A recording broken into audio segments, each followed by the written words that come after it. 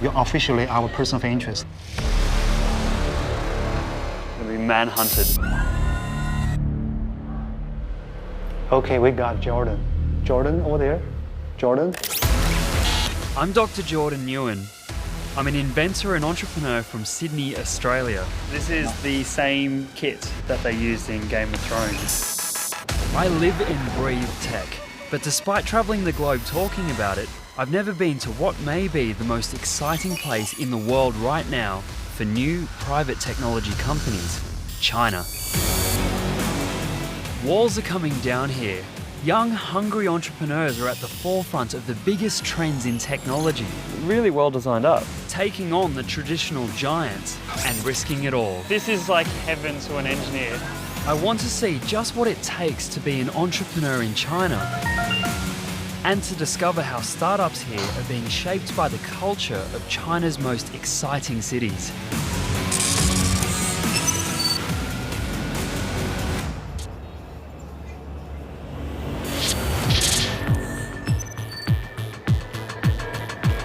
I'm in Beijing. It's home to more billion-dollar tech companies than anywhere outside Silicon Valley. I've come to Beijing because it's one of China's pioneering centers for innovation. I want to find out what's special about the startups that flourish here and how the character of China's capital city affects which ideas succeed. This is Zhongguancun, Beijing's biggest enterprise zone, and it's home to 20,000 tech companies. And what they believe is the secret to their success is everywhere. There's really no confusion as to the sort of place that we're in. Everything relates to innovation. We've got those words everywhere. This is called InnoWay, for Innovator, InWow, InnoBox, and InnoNavi. It's pretty obvious. More than half the 45 or so billion-dollar startups in China come from Zhongguancun, and 40 more a day are founded in the hope of joining them. There's a company that started life here that explains just what the Beijing startup buzz is all about. Here we go. Just gotten onto the highway. Now the car is driving itself. There we are, 100 kilometers an hour in a car that's driving itself from a company that is less than 1 year old. Our lives are in the hands of this computer right now. I like how we're both laughing about that. You might think you've seen autonomous test cars like this before, but this one is special. While pretty much every other autonomous car uses sensors costing tens, if not hundreds of thousands of dollars, the sensors used by this one cost next to nothing. The reason this car can get away with such cheap components is that this car is super smart. While it might not see that well, it has a huge brain, much like the man who invented it, Wu Gancha. So what makes UC so special then? It relies on three components. The first is perception. The second is planning and decision. And the last one is control. The car needs to see the world around it, decide what to do with that information, and then act. So let's first look at perception. It's equipped with quite a few sensors. Millimeter wave radar fires out radio waves and measures the amount of time it takes for them to bounce back, much like a bat does with sound. The car also has cameras. Together, these help build up a 3D picture of the surroundings. You say you're using a stereo pair there. I can see there's three, so that's really cool. One for closer objects, Yep. and two for the objects farther away. So this is for perception. And this is where Wu shows his class as an inventor. Almost every other car currently being developed relies on a third method for sensing the environment, LiDAR, that uses pulses of light to build an image. It's super accurate, but traditionally has been super expensive. Wu's radical solution is to use cheaper methods to see the road and compensate by making the planning and decision-making, the car's brain, better. It's like you don't have very good sight. but you have very good brain, right? The brain can really compensate. So we invest a lot on the AI. By using sophisticated AI to keep costs down, we can compete with some of the biggest car companies on the planet. It's a perfect example of exactly what startup revolutionaries in Beijing are doing right. This is a very new industry. With intelligence, you have to deploy a lot of new technologies, such as big data, artificial intelligence. And this is where China has the edge. China, and in fact Beijing in particular. With top universities here attracting the smartest young people and so many of them focusing on AI and big data, Beijing's startups are all about pushing the boundaries in this kind of tech. Big data is the ace in the pack of a startup here called Mobike. At first glance, it looks quite different from UC, but in fact, it strikes me the two companies have lots in common. These are Beijing's famous hutongs. You're a hunter. Yeah, that's great. I'm on the hunt for bikes. Chow works for a brand new bike-sharing scheme that is taking Beijing by storm. Mobike. We have GPS, so we can track. He's trying to track down bikes that are broken or have ended up in places they shouldn't be. Let's go find this Mobike. Private homes, the Forbidden City, or even government compounds. His GPS on his phone will tell him where it is. He can make it beep to help him find it. Hear that? It's great. There we go. So here's our lost bike. The reason Chow can find them is that these are no ordinary bikes. This is a bike-sharing scheme and a bike that's fit for the 21st century.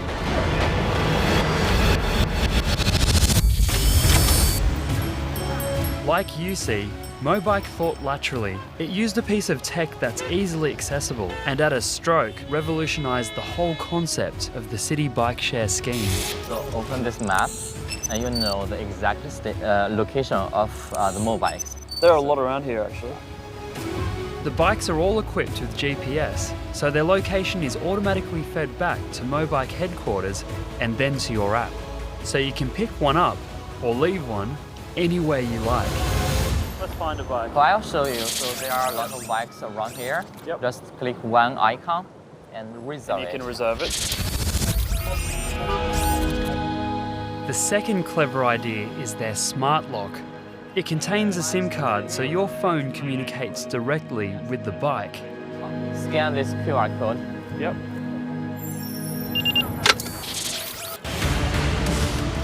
As soon as the bike's unlocked, it automatically starts charging your account until it's locked again. But with bikes that can be left anywhere, there's a snag. The company can't spend all its time searching for broken bikes to repair, so they have to be super robust. Which means Mobike needed to go back to basics and reinvent the bike from scratch. Instead of a chain that could rust or be broken, these bikes use a drive shaft to propel them. It generates electricity to charge the battery when you pedal. It has electronic brakes and airless tyres to eliminate flats. All in all, Mobikes have 200 patents in them, from the smart locks to the super tough alloy used to make the wheels. There are now more than 6 million Mobikes across 150 cities around the world. Lateral thinking and courage is what defines Mobike. That's why I think they're similar to UC. And there's more. As a business, Mobike are hiring out shared bikes, but they're also a big data company, gathering valuable information about all their millions of customers. Because the bikes are equipped with GPS, you can find out exactly how they're used. I guess you know that at certain locations there's already a big uptake, so you don't need to push the marketing as much there, whereas maybe there's other areas you'd like to break into, so you'd like to put a bit more focus there. We are not merely a bicycle company. We are an internet-based technology and big data company. Big data goes beyond knowing how to market the bike share scheme itself. In the future, Mobike can monetize their huge database of China's young and adventurous bike riders. That's a great business idea. This used to be a city of bikes, which is clearly better for the environment. But I think once this technology really takes off, Beijing might become a city of bikes once again. Beijing's startup scene is beginning to give me an idea of how the world will look. But Mobike couldn't really be successful without another revolution that's already going on. These are 4 kuai each. As I'm discovering, perhaps more than anywhere on Earth, China has become the home of the smartphone. Wow. That's a tasty toffee apple.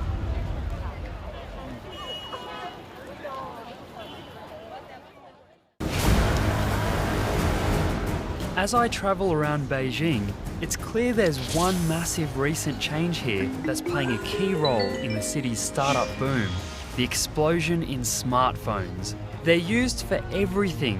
You can even pay at market stalls. Wow, that was quick. In 2016, Chinese consumers spent nearly 50 times as much as those in the US via their phone. More than $5 trillion. Even these things here that sell for next to nothing, you can pay for it with a QR code.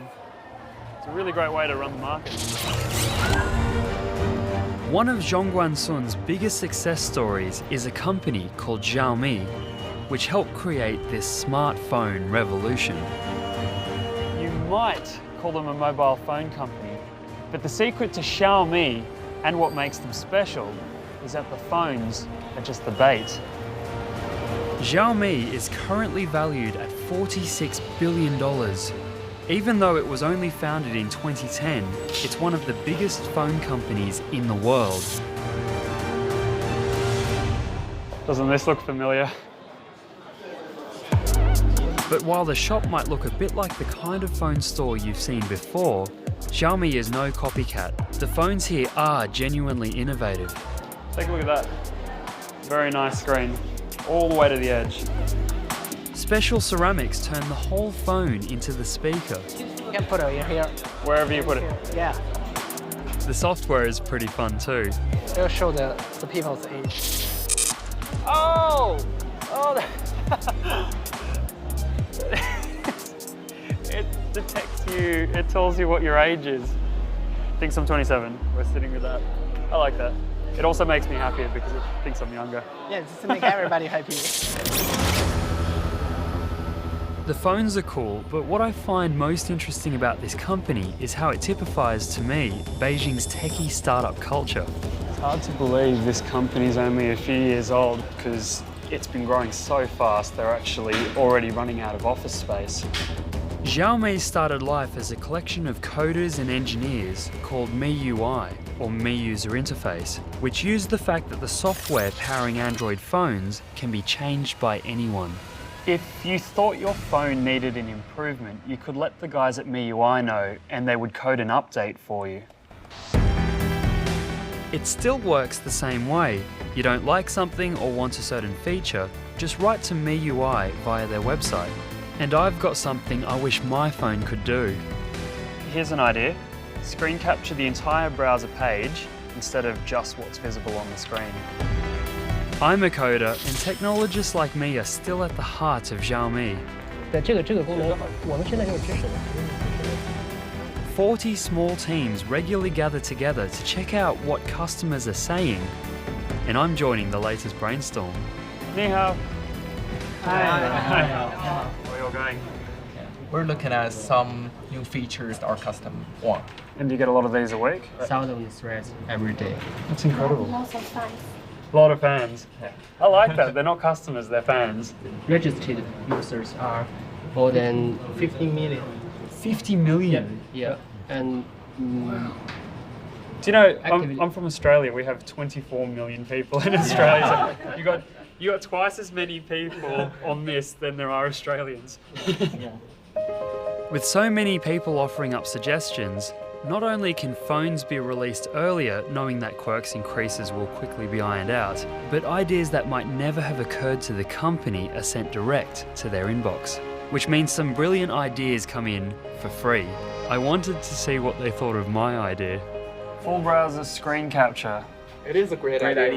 You guys are just being nice. Should I see this on my phone soon? Yeah. Of course, yeah. Yep. It's that effort to understand what Chinese consumers want and to do something about it that has done so much to get people across the country onto their phones. What Xiaomi has done shouldn't be underestimated. They understand that importance of the connection between them and their customers, so much so that they've managed to turn all of China into their very own R&D department. But the point is, to me, Xiaomi isn't really about the phones themselves. They've played their part in changing the way China consumes. But the important thing is that by getting their products into the hands of such an army of die-hard fans, they've opened up a new shop window to 200 million people who'll buy everything from games to films. Whoa. By helping make the phone so central to life, Xiaomi has done as much as anyone to fuel China's startup revolution.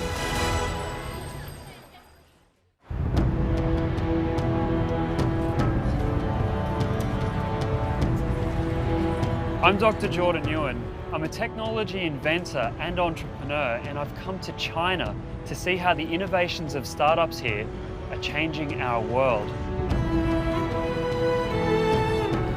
One of the things that's really impressed me about the entrepreneurs here in Beijing is how innovative they are, coming up with new ways to use existing technology, capitalizing on China's love affair with the smartphone.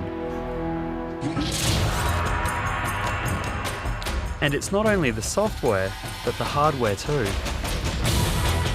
Meet the guys from Noitom. This is the same kit that they used in Game of Thrones. Now I'm getting to try it. Noitom has come up with a sensor suit that can perfectly capture every movement of a human body affordably and incredibly precisely. Noitom's founder and CEO is Liu Haoyang.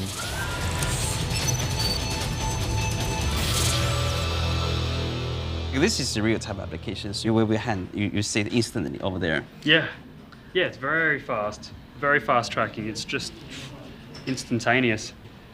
You sort of change your movements based on whatever character you've got on screen. Yeah, it's like you see yourself in the mirror, but the mirror is a magic mirror. Noitom's system uses 31 cheap sensors to plot movement, much like the accelerometer and gyroscope found in our phones. So just like your smartphone can track its own movements, each of these little sensors will track its movements. Yes. And together you get a good model of the entire body. That's right. It used to be extremely expensive to capture motion, requiring a large camera setup or costly industrial sensors. But Liu spotted an opportunity created by the smartphone boom. With millions of phones being sold and built in China, the price of sensors dropped rapidly. That tracking is awesome. But his genius is that he worked out he could use software to improve the performance of those cheap sensors, filling in gaps that the sensors miss. As a coder myself, I know that's a hard problem to solve. One application that really excites me is in VR. These sensors can help make the virtual world feel far more real. Okay, Let's give it a go. You see this headset on the ground. Yep. We can wear it out. You can try to touch this rig. Use your hand, another hand. Whoa. Oh, that is weird. You have a feeling of touch it, right? Yeah. I've got on an object that's both virtual and real. By attaching sensors to objects, you can both see and feel them. Because the sensors are so fast, objects react in the virtual world at the same time as they do in the real one, meaning touch and sight match perfectly. Oh, that's cool.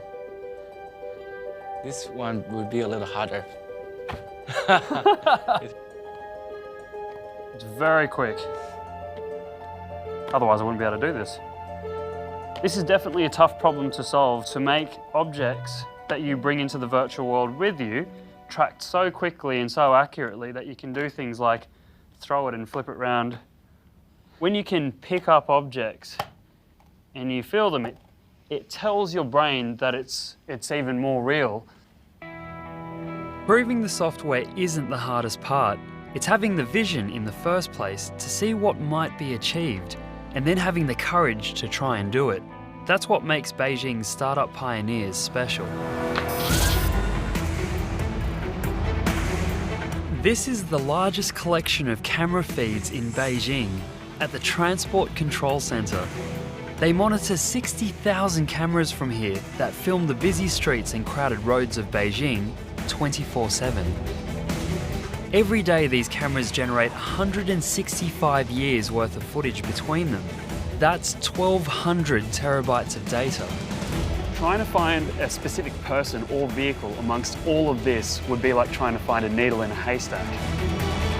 But what if cameras could understand what they're looking at? One of the reasons Beijing stands out is that the technologists and visionaries here are at the forefront of big applications in artificial intelligence. One startup revolutionary is using AI to make CCTV cameras smart.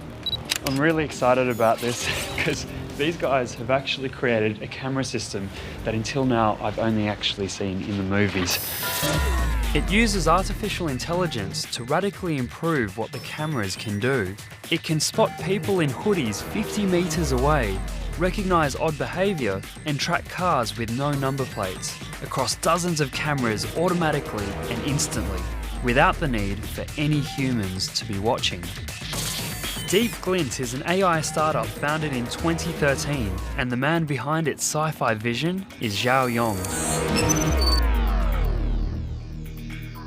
To show me how good his cameras are, Zhao's turning me into a wanted fugitive, which means he needs a mugshot. Right now, you're officially our person of interest there. Right, I'm gonna get to go for a run. I'm gonna be manhunted. Ordinary CCTV cameras couldn't do any of what Deep Glints do, as they are passive, not active. I'm going to try to evade the cameras by using tricks and techniques that traditional security cameras struggle with. He's going to be hunted many times. I'm going to try to cover my face, hide in busy crowds, and remain as far as I can from the cameras. He's very smart. He's hiding behind other people.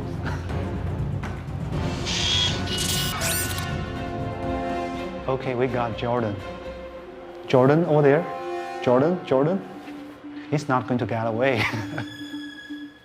So, Mr. Zhao, did you find me? Let's find out. 谢谢. Yeah.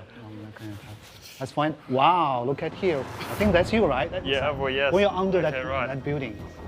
Despite my best efforts, the computer has found and highlighted dozens of snapshots of me, even when my face was obscured. It's also neatly collected and logged them. If I really was a wanted fugitive, I'd have been caught. There really isn't anywhere to hide from this system. This may look like an ordinary security camera, but it's not. By adding artificial intelligence, it knows what to pay attention to and what to disregard, just the way a human does. It's turned ordinary security cameras into brains. And it's all thanks to deep learning AI. Computers are excellent at spotting patterns. If you explain enough times what something looks like, the AI starts to understand the patterns that make up a person, object, or behavior. The more it learns, the more intelligent it gets, and the fewer patterns it needs to understand what's happening.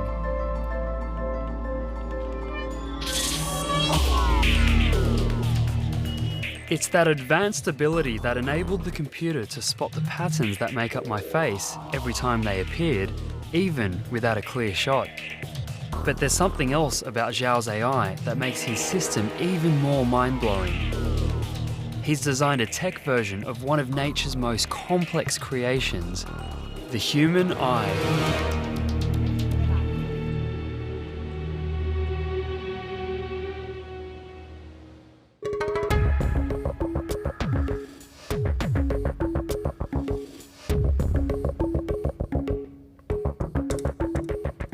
In the center of our human eye retina, there's a little spot called fovea. Fovea is very little, very tiny, but it contains more than 70% of the pixels of human eye. Deep Glint has turned security cameras into thinking brains, and they've done something even more amazing. They've made a tech version of the human eye. We can do experiment. Yes. If you look at me, Yep. say focus on my left eye, Yes. and don't rotate your eyeball at all, you wouldn't be able to see the other eye. No. That's just how little the fovea is. The human field of vision is around 200 degrees, but almost all of that is out of focus. The way it works is that our very wide view angle sight can see roughly where the object of interest is. And then it tells the little fovea, go to check it out clearly. Then we move our eyeball and we find a very clear, very high definition image of the object of interest. So we designed the camera exactly in the same way.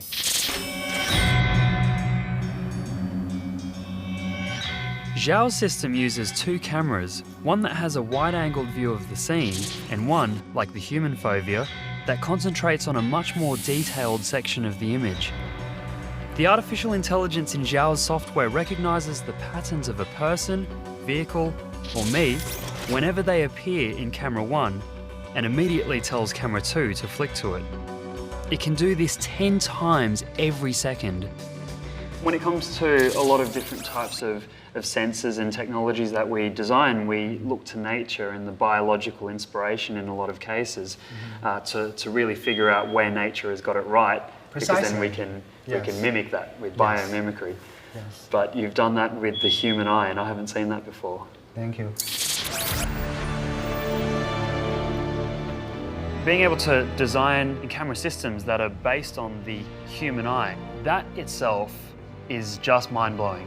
The way that this technology has solved a problem in a completely different way, that is true innovation. It's allowing computers to perceive the real world, the physical world, the way that you or I do. And there's a lot of potential in that. Deep Glint is the perfect example of the startup revolution in Beijing, a company that's innovating in AI and that's brave enough to attempt a totally new idea. The glass itself is a screen, and it's a touch screen, and you can see through it. Oh yeah! There's my sticky note. And this spirit of innovation in technology is affecting pretty much every type of company, both small and big. Like screen manufacturer BOE, based on the outskirts of Beijing. How many times will it bend before it breaks?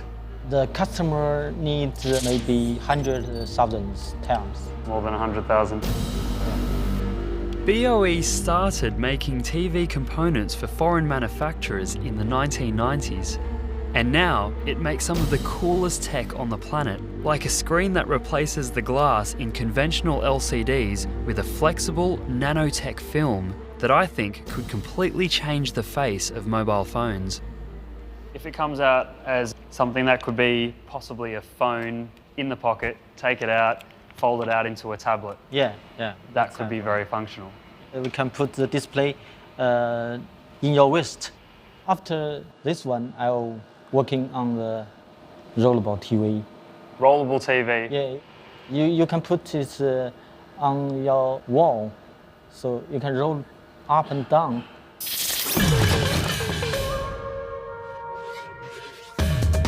BOE is a great illustration of why entrepreneurs are coming back to Beijing when they might have once stayed in Silicon Valley. China is known as a manufacturing nation, and it still is, but manufacturing isn't what it used to be. Here they call this kind of robot-led factory Industry 4.0. Almost a third of the world's TV screens are made by BOE, so there's a good chance the screen you're watching was made right here. The rise of the robots has completely changed China. It's now the world's biggest buyer of robotic arms by miles. A man who has seen BOE change is co-founder Zhang Yu. BOE 整个集团呢，在全球来说，现在已经有5万多的员工。那大家看到的这一条线是吧，大约有6000多人。这6000多人呢，但是大家看到产线里头实际上是没有人的。那我们这个6000多人呢，大部分是一些技术和产品的研发工程师。BOE mirrors how China is moving up the value chain. Instead of making other people's stuff, they're now inventing their own. Mr. Zhang has invited me to wander around their tech showroom. It's a 10K screen. That's unbelievable. There's no camera that can actually film at that higher resolution yet. That is amazingly crystal clear.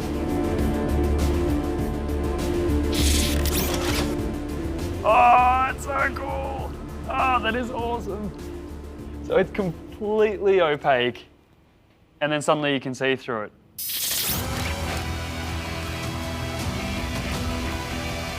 Oh, that's very clever. It's like an ATM, so only I can see it. In the past few years, BOE has come up with around 40,000 usable patents. BOE have moved away from low-value manufacturing to cutting-edge research and development. It goes to show that the big companies, just like the startups, need to keep innovating, keep creating ideas. They have to keep up with the rapid global rate of technological change.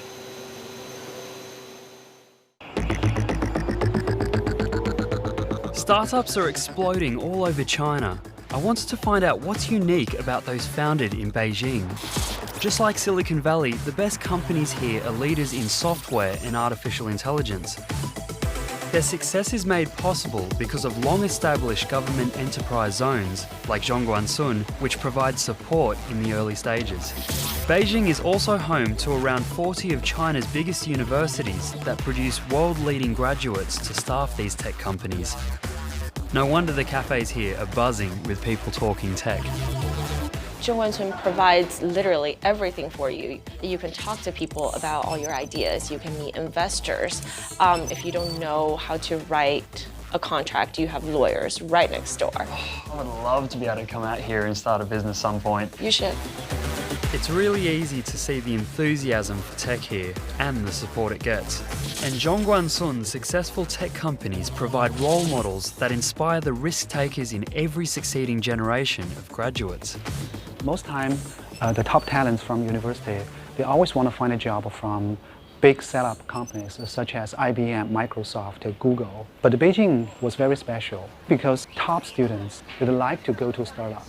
Probably because there were more successful startup stories in Beijing than anywhere in China. As more startups get successful in Beijing, more are inspired to join them. But Mobike founder Hu Weiwei thinks the city's unique culture has played a part in her success. 我觉得在这个城市里面聚集了很多这样的年轻人，很多人才，很多资本的力量，然后很多媒体，就很多就是想要去探索的那一股力量的人都在北京。同时，因为最早有很多科技的公司在北京，所以这边就一直延续了这种氛围。Beijing clearly has something special to offer would-be startups. But what I'm also learning is that startups like Mobike have also prospered by precisely understanding what Chinese customers want. Xiaomi also worked hard to create a close bond with their mobile phone customers by catering to their individual tastes. Now they're moving into the Internet of Things, selling a whole new range of products to their 200 million smartphone-owning fans. They've cultivated a bamboo forest of 80 startups that make everything from internet-connected rice cookers to smart light bulbs, all overseen by Xiaomi. Here's the clever bit. Because all these products are run via the Xiaomi app, every detail about how the product is used is fed back to the company, building a vast and valuable database. Everything is connected with each other, so everything is smart. And that big data about exactly how products are used helps the company design, market and sell even more products to its millions of customers. The man in charge of Xiaomi's IoT ecosystem is co-founder Liu De. 所有这些产品吸收的数据对小米来讲，未来是一个巨大的财富。比如说，小米的净化器，这个净化器它会比你更先发现你需要换滤芯了，它就会问你说，哎，你要不要换一个？我发现你家里的滤芯需要更换了，你要不要现在购买呢？饭包它每天知道你在几点开饭，它每天知道你吃米饭还是粥，每天你用什么样的大米，每天你吃什么样的大米，我们可以用饭包来卖大米，通过这个饭包的 app， 所以这都是 IoT 时代可能潜藏的机会。It seems to me it's seizing those new opportunities that have defined Beijing startups. It's something you might call the entrepreneurial spirit of Beijing. Instead of specializing in one niche, startups here have the confidence to apply their new tech ideas wherever they can see an opportunity. And it's something Noitom's done brilliantly. This is our first medical application called this smart knee brace. From making entertainment more real, Noitom has looked where else the sensors can be used, including a particular interest of mine, medicine. Analysing a person's walk or gait is immensely complex, but Liu's software means the sensors can get a remarkably accurate picture of the precise way a knee moves. Feel like a bit of a catwalk here. And that's invaluable for monitoring someone's walk for an extended period of time. Because the brace has a SIM card in it, it can provide real-time information direct to your doctor. So here's your left knee, and this is your right knee. So if you have a problem, the doctors can tell this immediately. As well as analysing any potential problems, it also makes sure any rehabilitation is done correctly.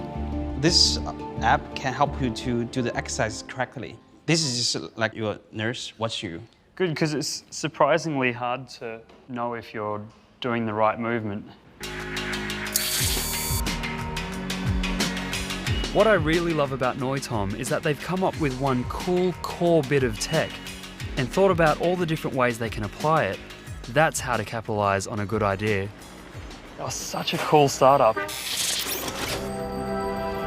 But perhaps my favourite of all the startup revolutionaries I've met was Wu Gunsha of UC. Not just a big brain, but also an entrepreneur who understands the market well enough to compete in a world of giants, like Google, BMW or Ford. He's also spotted an opportunity these big beasts have neglected. Detected the person pretty well. As autonomous cars are still a few years off, Wu has applied his awesome AI to another product that could be in operation much sooner. Another pedestrian. To me, Wu Gunsha demonstrates exactly what a startup should be doing. Good.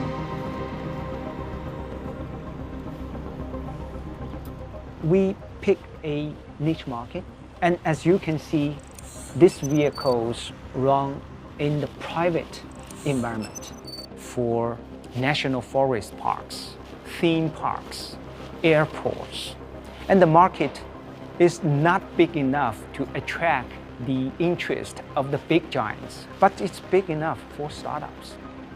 I think this is the easiest way to put your products onto the market and test your technologies. Sometimes you have a vision for a bigger product that could get out there for the masses, but you might need to start small. Right. As an inventor and entrepreneur, I'm always curious about the world around me. What kinds of problems will inspire innovative solutions? And the more time I spend here in Beijing, I'm starting to realize it's the sheer size and nature of this city that affects which kinds of startups will flourish.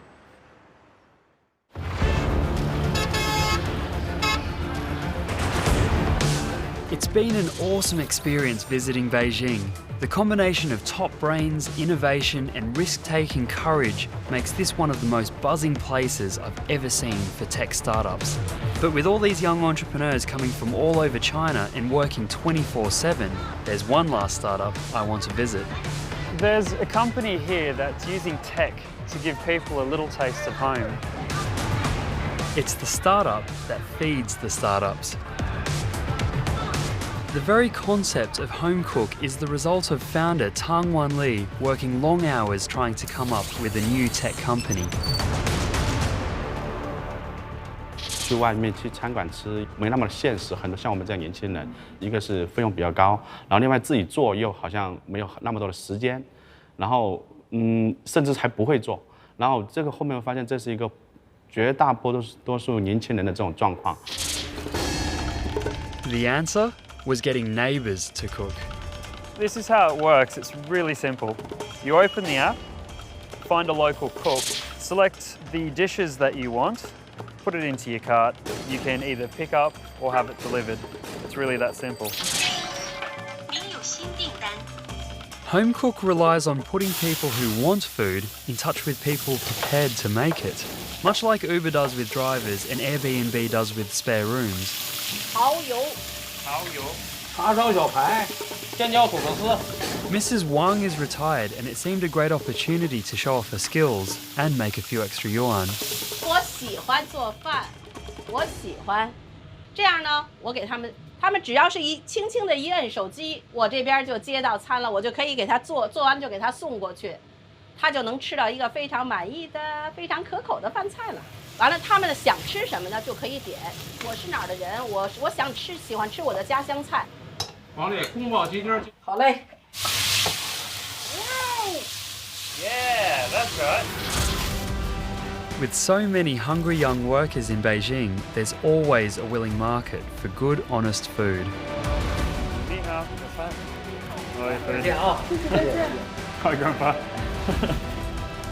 We are a startup, which means a lot of time we have to work overtime, and we basically have 3 meals in the company every day.